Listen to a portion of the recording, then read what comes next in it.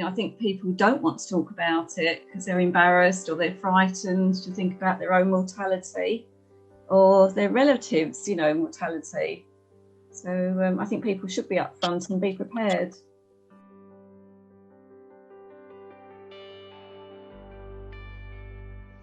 GraveTalk gives people the opportunity to look at questions and thoughts and feelings that they may never have looked at before. So over the course of a few weeks, we look at the subjects of life, death, society, funerals and grief. And it's in a safe environment. We used to run GraveTalk face-to-face in village halls and different venues in the community, but since coronavirus, we're now running it online. People can say what's on their mind and on their hearts, and even ask questions that they just want others' point of view to help them in their own thinking and understanding. We can share and connect over some very tricky issues, but with some humour as well.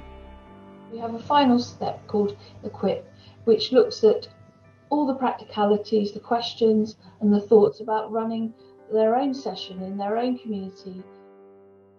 Should people talk more about death and dying?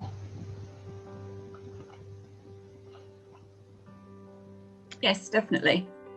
Definitely. Simple answer, yes. Yeah, you need to be prepared. I think, people sort of shy away from the subject.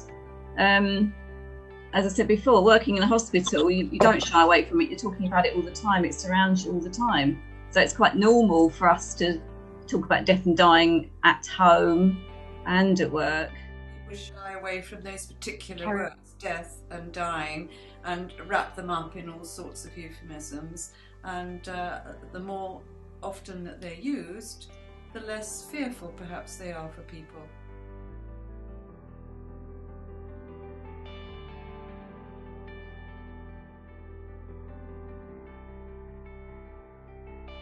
You can relax someone. It's easier when the time comes, and they'll be relaxed if they've got a bit more awareness about what goes on. Do you want to talk about death and dying at somebody's deathbed in their final minutes, or should it be a time when you've got time to laugh about it and get on with life after it, but you broached the subject, you've talked about it, and so therefore you can talk about it again?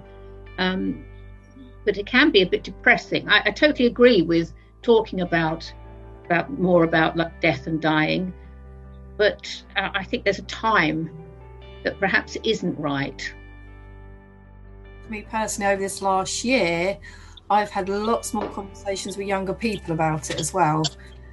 I think with everything that's happening with the pandemic, there's been more conversations about younger people having concerns, and so whether that will change things as well.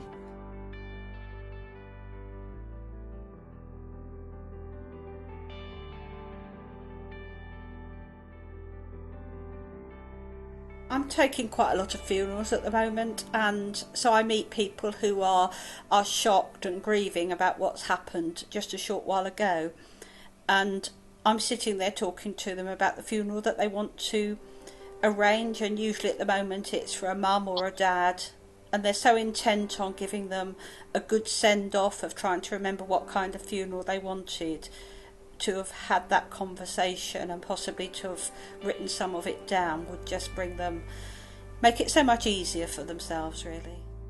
I think an example of that has happened in my life very recently, because I lost my mother-in-law, and was having a discussion the other day with my brother-in-law who's arranging the funeral, and he just happened to say in conversation, he said, "Do you know, I have never been to a funeral, so I'm not really sure what I should be doing."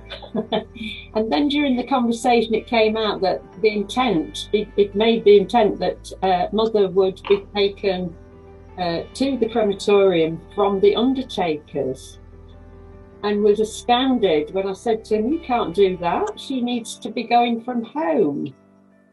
She's lived there for 67 years. That is her last journey." And he had no idea. He'd obviously not really talked to anybody about death and dying, because he had absolutely no idea of most of what he needed to do or what would normally happen.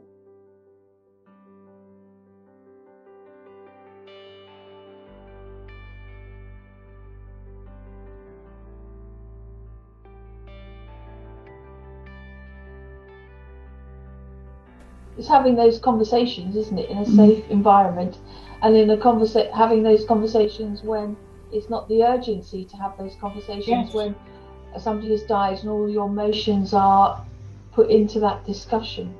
So when a relation of mine died, despite being ill for a long while, he just wouldn't talk about anything like that. He didn't want to have that conversation. If you tried to talk about it, he would turn it into a joke. So that when he did die, we didn't really know exactly what he wanted to have at his funeral, or exactly how he wanted it done. We didn't even know whether he wanted a burial or a cremation, and that was very hard to sort that all out. So much so that now that my son says to me, "Mum, please write everything down, because I don't want to have that same difficulty knowing what you want to have done. I want to do the right thing for you." And I think that's so important. It may not be easy, but it is, I think, important.